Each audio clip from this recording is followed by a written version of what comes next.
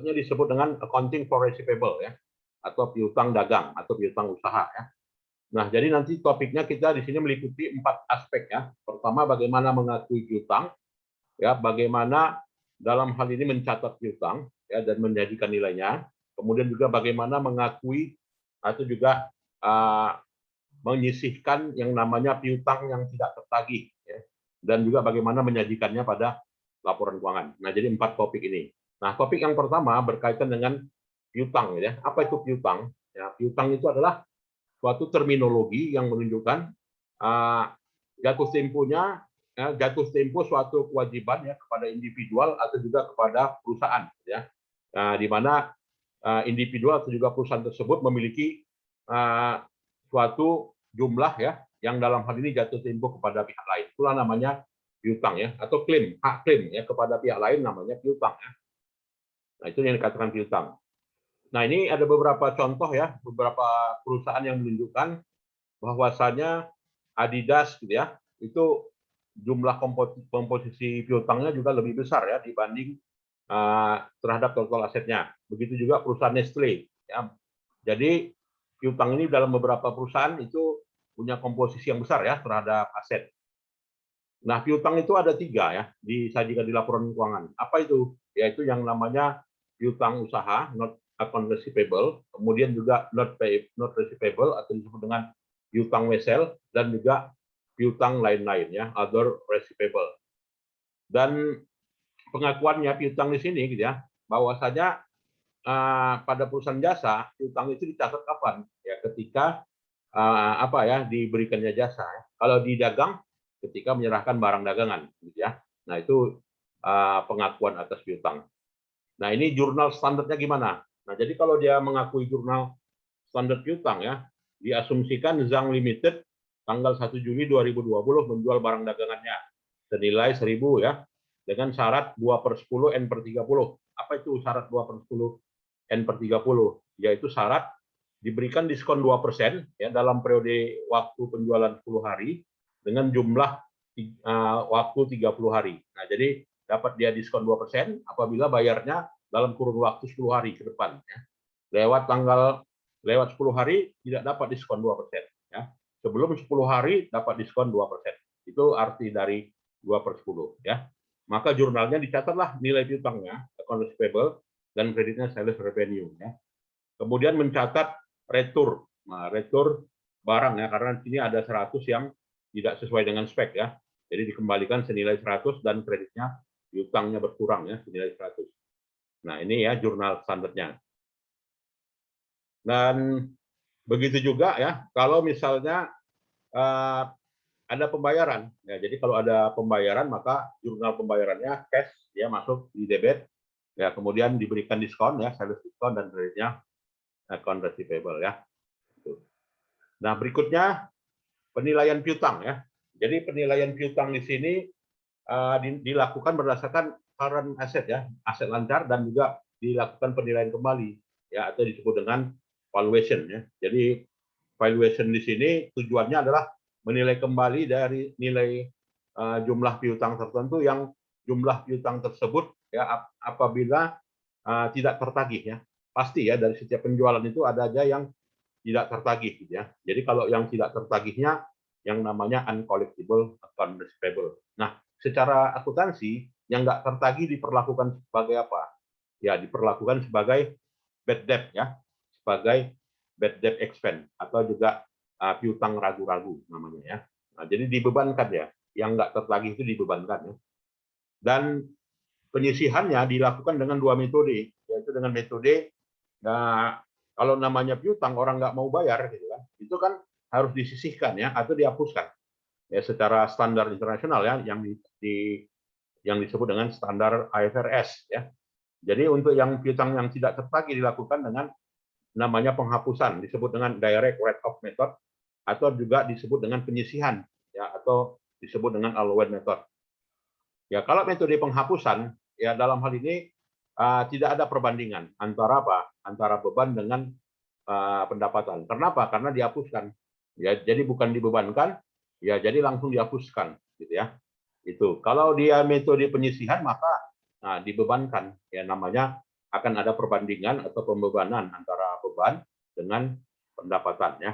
Nah, ini secara standar internasional ya penilaian atas piutang ya, direct write-off dan allowance method.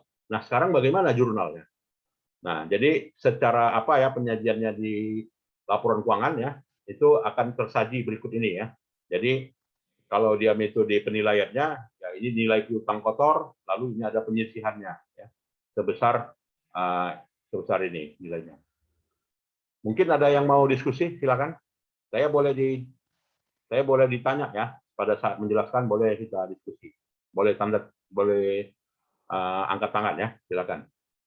Nah, jadi di laporan keuangan ya, laporan keuangan itu kan ada 5 ya. Di antara laporan keuangan yang 5 itu statement of financial position ya, diakui sebagai account receivable, kreditnya penyisihan ya sebagai ini. Oke ya. Nah, kemudian juga bagaimana penagihan. Nah, pada saat penagihan, pada saat diposting ya jurnalnya cash di debit, kreditnya account receivable ya. Jadi cash di debit, kreditnya account receivable. Dan pada saat penyesuaian ada 15 yang diperlakukan sebagai bad debt. Nah, kalau dia bad debt tadi dibebankan ya. Jadi bad debt expense dibebankan sebagai beban dan kreditnya penyisihan piutang ragu-ragu sebesar 15 ya. Silakan kalau ada yang mau kita diskusikan. Oke ya. Nah, kalau metode direct write-off jurnalnya, ya jurnalnya inilah ya. Jadi metode penyisihan apa ya penghapusan ya. Jadi diasumsikan Wardon CO yang menghapus nilainya sebesar 1.600 dari piutang yang nggak tertagih. Ya, maka dilakukanlah jurnal yang namanya bad debt expense dan kreditnya account receivable gitu ya. Dan dalam metode allowance itu cirinya perusahaan itu melakukan estimasi. Jadi estimasinya dalam bentuk biasanya dalam bentuk persen. Nah, jadi estimasinya misalnya berapa persen dari nilai penjualan yang nggak tertagih, 1%, 2%, ya, maka diperlakukan nantinya jurnalnya sebagai allowance ya, allowance for doubtful fund, penyisihan ya. Nah, ini contohnya ya. Jadi dia bad debt expense di kredit, di debit kreditnya allowance. Beda tadi dengan metode write off ya. Ya, jadi kalau dia write off ke piutangnya. Nah, kalau bad debt di debit kreditnya account receivable ya. Kalau dengan metode penyisihan gitu ya, itu tidak apa ya, bad account receivable, kemudian dibuatlah nilai penyisihannya.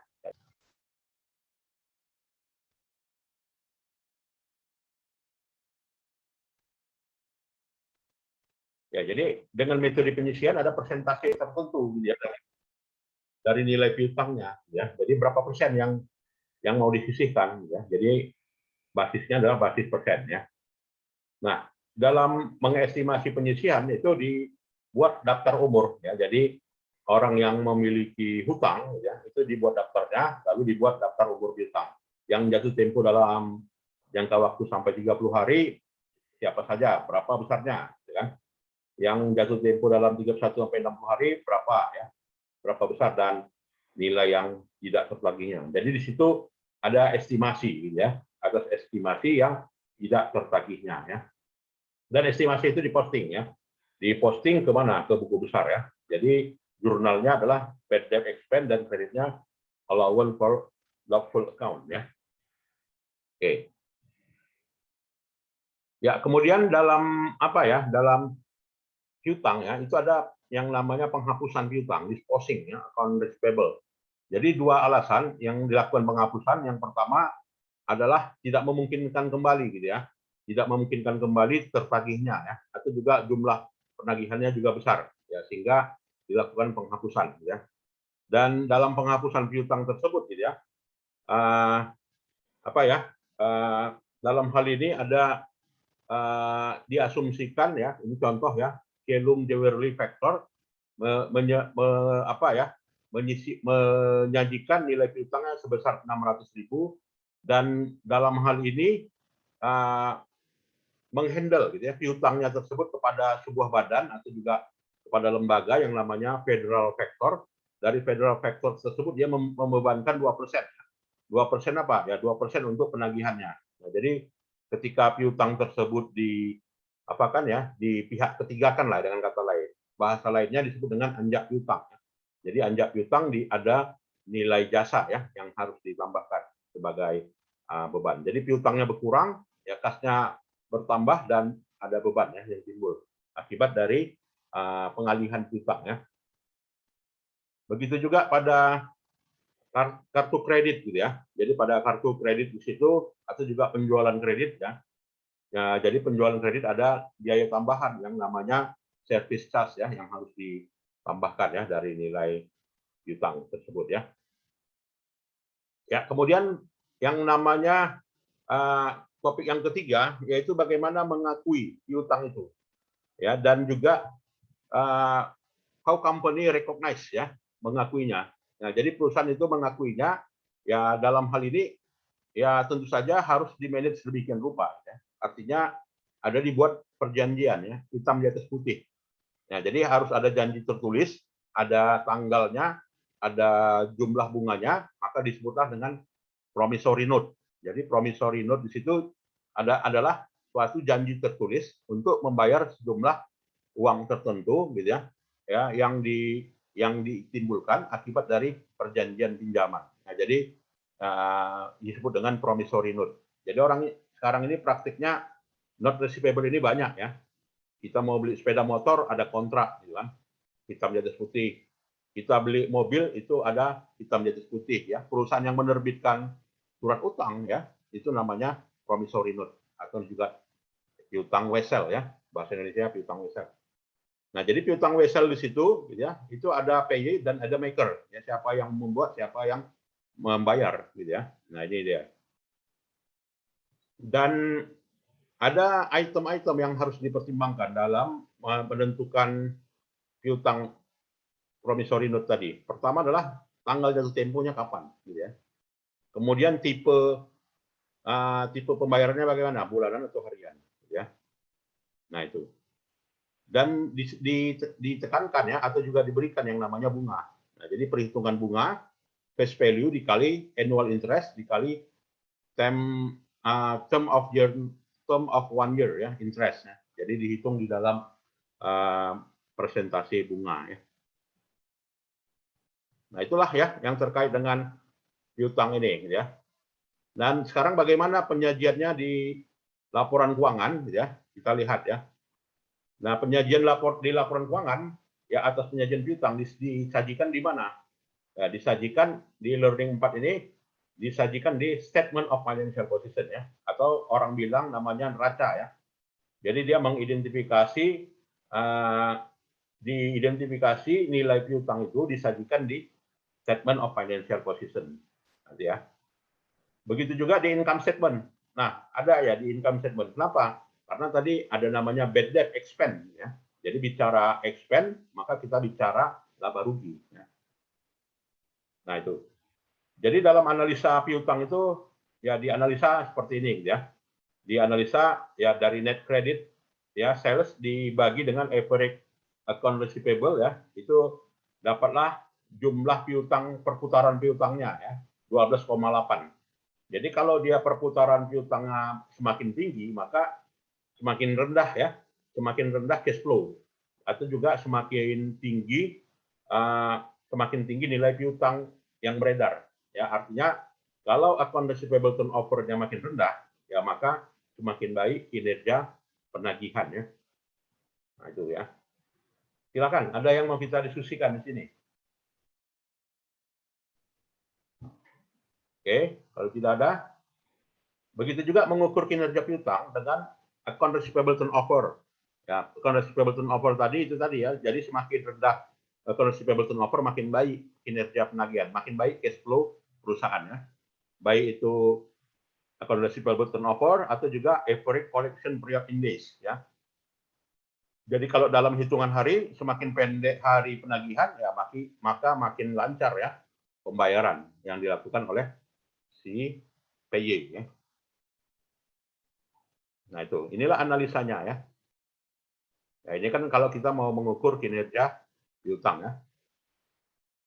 Nah, itulah yang terkait dengan piutang ini ya. Jadi kita di topik ini adalah menjelaskan beberapa pos-pos yang ada di laporan keuangan. Ya, silakan Bapak Ibu ada yang mau diskusi terkait dengan piutang ini. bahannya udah ada ya, tinggal dibaca ya.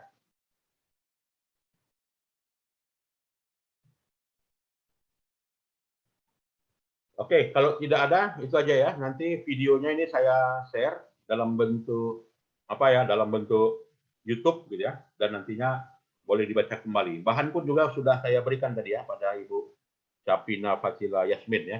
Silakan nanti dipelajari ya. Oke, kalau tidak ada, saya kira itu sajalah ya perkuliahan kita. Dan ini hari Sabtu saya pun juga ada kegiatan yang lain. Terima kasih. Selamat. Terima kasih, Pak.